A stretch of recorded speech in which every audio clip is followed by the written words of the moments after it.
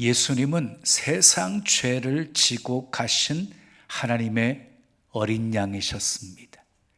인류의 죄악을 대신 담당하시고 십자가에 못 박혀 죽으셨습니다. 예수님이 죽으시는 순간 성소의 휘장이 위에서부터 아래까지 찢어져 둘이 되었습니다. 그 휘장은 예수님의 육체였습니다. 그리고 새로운 살 길을 열어주셨습니다. 영원한 속죄를 이루셨습니다. 그래서 우리는 더 이상 짐승의 피를 가지고 주님께 나아가지 않게 되었습니다. 예수 믿는 사람들은 모두가 만인 제사장이 되어서 하나님의 은혜의 보좌 앞에 담대하게 나아갈 수 있게 되었기 때문입니다. 예수님은 죽으셨으나 무덤의 권세가 그를 가두지 못했습니다. 사망의 권세가 그를 가두지 못했습니다. 예수님은 3일 만에 다시 살아나셨습니다. 사망 권세 이기셨습니다. 사셨네, 사셨네, 예수 다시 사셨네. 아멘. 예수님은 성경대로 죽으셨다가 성경대로 다시 살아나셨습니다. 그래서 사도 바울은 사망을 향해서 이렇게 선포합니다. 사망아, 너의 이기는 것이 어디 있느냐? 사망아, 너의 쏘는 것이 어디 있느냐? 예수님이 부활하심으로 사망을 이기셨습니다. 고린도전서 15장 20절 말씀을 우리 함께 읽습니다. 시작. 이제 그리스도께서 죽은 자 가운데서 다시 살아나사 잠자는 자들의 첫 열매가 되셨도다. 예수님이 다시 살아나심으로 인하여 뭐가 되셨대요? 잠자는 자들의 첫 열매가 되셨대요. 이 말씀은요, 예수님의 부활은 곧 우리의 부활이라는 것이에요. 예수님이 부활하신 것처럼 우리도 부활한다는 것이에요. 그러면 우리는 언제 부활합니까? 예수님이 재림하실 때 부활합니다. 어떤 몸으로 부활하게 되어집니까? 예수님이 부활하셨던 그 부활체의 몸으로 부활하게 되어지는 것입니다. 고린도전서 15장 42절에서 44절까지 말씀 함께 읽어요. 시작.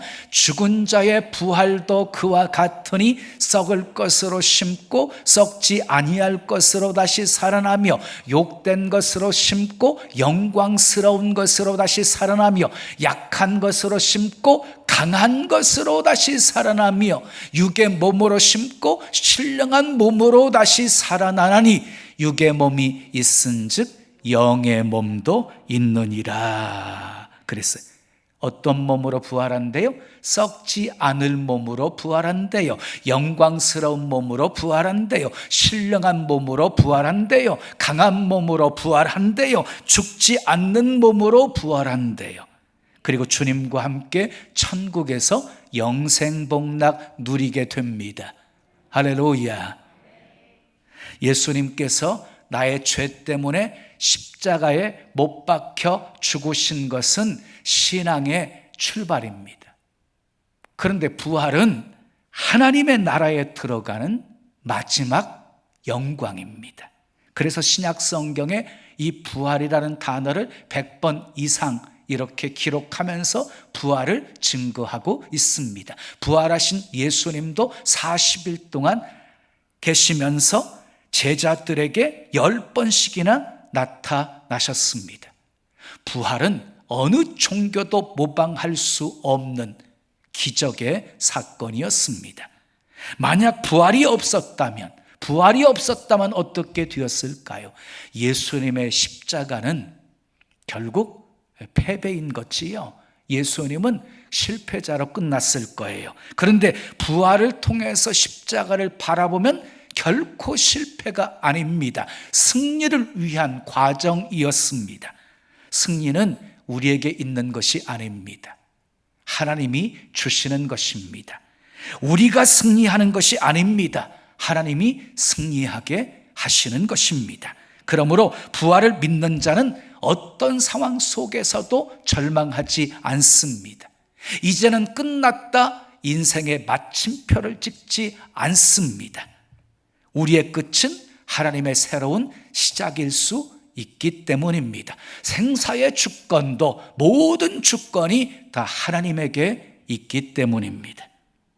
우리는 이 세상에서 가장 힘이 센 사망 권세를 이겼습니다. 아멘이지요.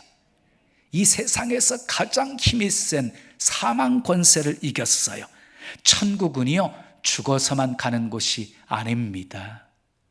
천국은 부활을 믿는 자의 마음속에 이미 천국이 임한 것입니다. 하나님이 다스리고 있기 때문입니다. 하나님이 다스리시는 나라를 세상 어떤 나라가 이길 수 있겠습니까? 하나님이 다스리시는 나라를 세상 어떤 권세가 이길 수 있겠습니까? 하나님이 다스리시는 나라를 세상 그 무엇이 이길 수 있겠습니까? 부활을 믿는 여러분, 예수 그리스도 안에서 늘 승리하며 사시기를 예수님의 이름으로 축원합니다. 오늘 본문은 부활하신 예수님이 제자들에게 찾아오셔서 귀한 선물을 주신 이야기입니다. 금보다 더 귀한 선물이었습니다. 선물은요, 사랑하는 사람에게 주는 것이에요. 사랑하는 사람에게 주는 것이 선물이기에 선물을 받는 입장에서는요, 그냥 받으면 되는 거예요. 감사하면 되는 거예요. 믿기만 하면 되는 거예요. 그러면 부활하신 예수님이 주신 귀한 선물은 무엇이었습니까? 첫째, 따라하겠습니다. 평강을 선물로 주십니다. 부활하신 주님이 주신 선물은 평강이었어요. 평강. 19절 말씀 함께 읽어요. 시작. 이날은 곧 안식 후 첫날 저녁 때에 제자들이 유대인들을 두려워하여 모인 곳에 문들을 닫았더니 예수께서 오사 가운데 서서 이르시되 너희에게 평강이 있을지어다. 안식 후 첫날은요, 예수님께서 부활하신 날입니다. 주일입니다. 그때 제자들은 예수님을 죽인 대제사장들과 바리새인들이 자신들도 잡으러 올지 모른다고 하는 두려움에 사로잡혀서 문을 꽁꽁 걸어 잠그고 숨어 있었습니다. 그때 부활하신 예수님이 제자들에게 찾아오십니다. 그리고 두려워하고 있는 제자들을 향해서 이렇게 말씀하십니다. 너희에게 평강이 있을지어다. 여러분, 평강이 임하면 두려움은 떠납니다. 마치 빛이 임하면 어둠이 사라지는 것과 같습니다. 21절에서도 너희에게 평강이 있을지어다 라고 말씀하십니다. 부활하신 주님은 제자들에게 두 번씩이나 평강을 말씀하셨습니다. 자, 두려워하는 제자들의 모습을 보면서 오늘날 코로나 바이러스 때문에 두려워하는 세상의 모습을 생각했습니다. 제자들처럼 문을 꽁꽁 걸어 잠그고 있지는 않지만 사람들은 걱정과 두려움에 사로잡혀 살고 있습니다. 오해하지 마십시오. 코로나 바이러스가 아무것도 아니라는 말씀이 아닙니다. 조심해야지요. 또 조심해야지요. 우리는 모두 감염 예방에 최선을 다해야지요. 그러나 한 가지 걱정되는 것이 있어요. 코로나 바이러스에 감염되어서 죽는 사람보다 염려와 걱정과 두려움에 사로잡혀서 긴장과 스트레스 때문에 죽어가는 사람들이 더 많을까 걱정이 되어지는 거예요. 2차 세계대전 당시 미군의 전사자는 35만 명이었어요. 그런데 참전 용사들을 염려하고 두려워하다가 심장병으로 죽은 그들의 어머니, 그들의 아내는요 100만 명이나 되었어요. 그러니까 전쟁보다 더 무서운 것이 염려와 두려움이었던 거예요. 자동차 왕 헨리 포드는 84세로 죽기 전까지 왕성하게 활동을 했습니다. 건강의 비결이 무엇이냐고 물으면 항상 적당한 운동입니다. 적당한 음식입니다. 신선한 공기입니다. 그리고 마음의 평화입니다. 그 중에서 가장 소중한 것은 마음의 평화입니다. 이렇게 대답을 했습니다. 그렇습니다. 마음의 평화는 제일 좋은 보약입니다. 예수님이 탄생하실 때 천사들이 노래했습니다. 지극히 높은 곳에서는 하나님께 영광이요 땅에서는 기뻐하심을 입은 사람들 중에 평화로다. 평화를 노래했어. 부활하신 예수님이 너희들에게 평강이 있을지어다. 사도 바울의 서신을 보게 되어지면 첫인사와 마지막 끝인사에 항상 서신서에 소개되고 있는 것이 있어요. 은혜와 평강이 너희에게 있을지어다 라고 축복합니다. 그러니까 우리에게 가장 소중한 것은 이 평강입니다. 평강. 그래서 사람들은 염려와 두려움을 해결해 보려고 나름대로 평강을 찾습니다. 그런데 문제는 헛된 곳에서 이 평안을 찾고 있다는 것이에요. 돈이 있으면 평안을 얻을 것이라고 생각합니다. 권세가 있으면 평강을 얻을 것이라고 생각합니다. 성공을 하면 다른 사람에게 인정을 받게 되어지면, 그리고 우리 육신이 편안하게 되어지면 평강을 얻을 것이라고 생각합니다. 물론 잠깐은 평안을 줄 수 있을 것입니다. 그러나 세상이 주는 평안은요, 마치 호숫가에 던져진 돌멩이와 같은 것이에요. 조금만 어려움이 일어나면 요동해 버립니다. 생각지도 못했던 사건이 터지면 요동해 버립니다. 말 한마디에도 요동합니다.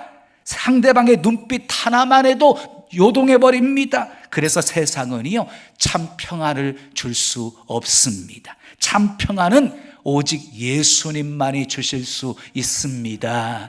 예수님만이 사망 권세를 이기시고 다시 살아나셨기 때문입니다. 예수님이 주시는 평안을 받아야 우리 마음속에 근심도 두려움도 사라지게 되는 것입니다. 혹시 여러분 중에 정말 참지 못할 슬픔을 당하신 분이 계십니까? 견디기 힘든 질병의 고통을 당하고 계신 분이 있습니까? 잠 못 자는 두려움에 시달리고 계시는 분이 있습니까? 부활하신 예수님을 만나면 다 해결됩니다. 죽었다가 다시 사신 예수님을 믿으십시오. 평강의 예수님을 바라보십시오. 그러면 정말 상상하지도 못할 하늘의 평화가 임할 것입니다. 예수님께서 주시는 하늘의 평강이 여러분에게 충만하시기를 예수님의 이름으로 축원합니다. 두 번째 따라하겠어요. 기쁨을 선물로 주십니다. 20절 말씀 함께 읽습니다. 시작. 이 말씀을 하시고 손과 옆구리를 보이시니 제자들이 주를 보고 기뻐하더라 그랬어요. 예수님께서 제자들에게 손과 옆구리를 보여주신 이유가 있어요. 영이라고 생각했기 때문이에요.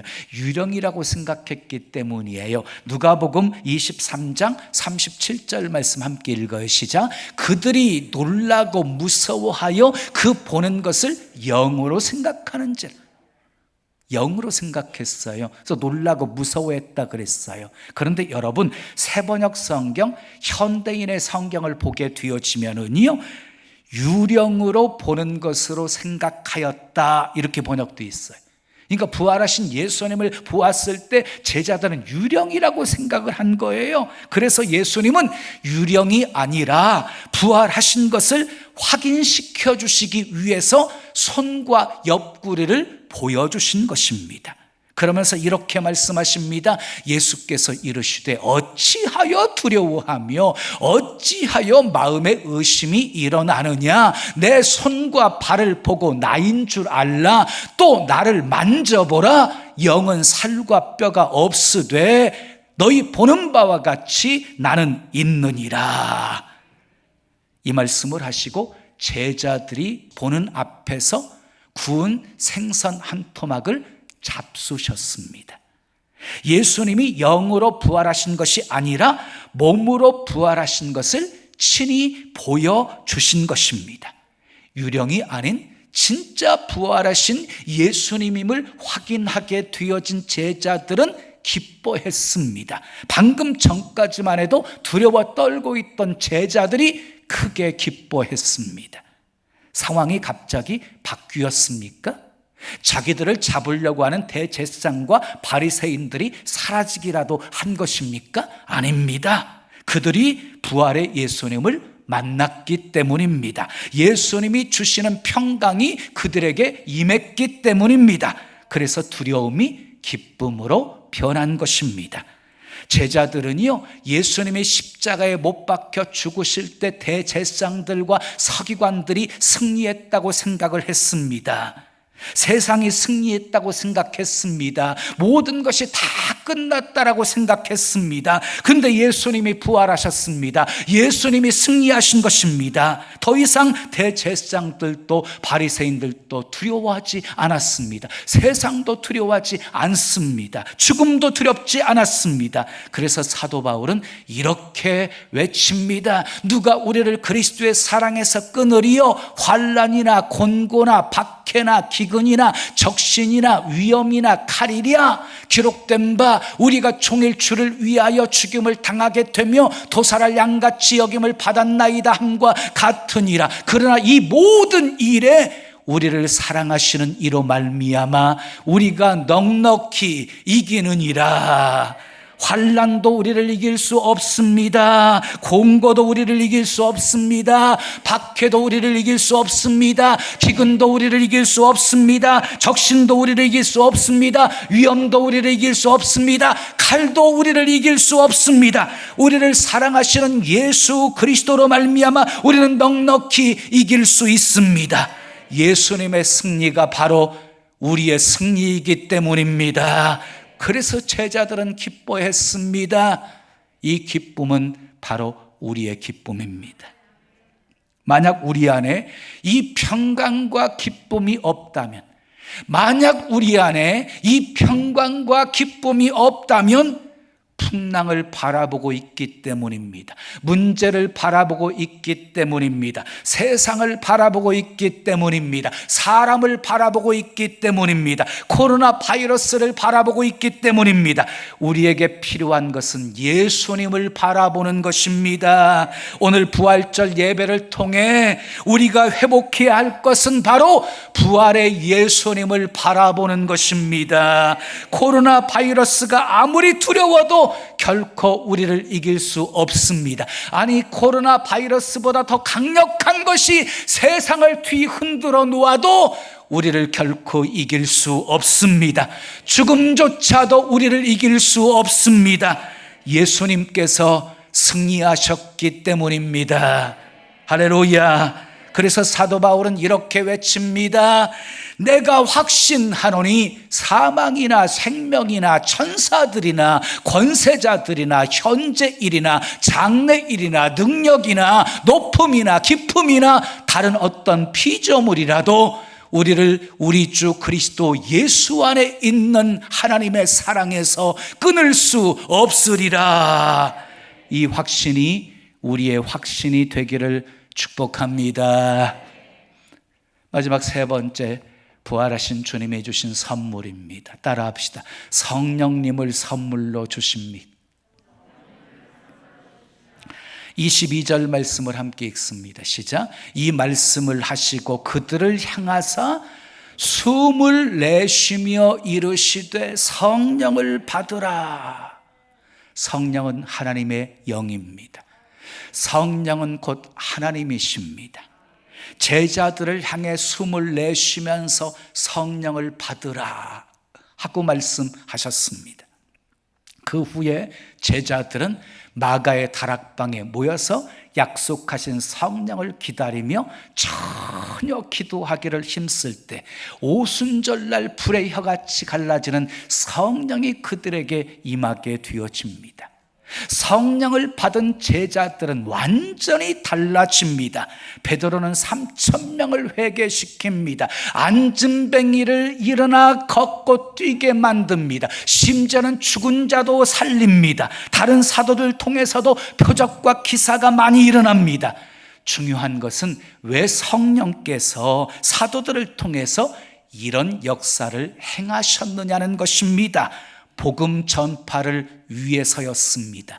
이것이 목적이었습니다. 사도행전 1장 8절에 성령이 임하면 권능이 임한다고 말씀했어요. 왜 권능을 주시는 것입니까? 예루살렘과 온 유대와 사마리아 땅끝까지 증인이 되라고 주신 것입니다. 이것이 성령께서 우리에게 권능을 주시는 목적입니다.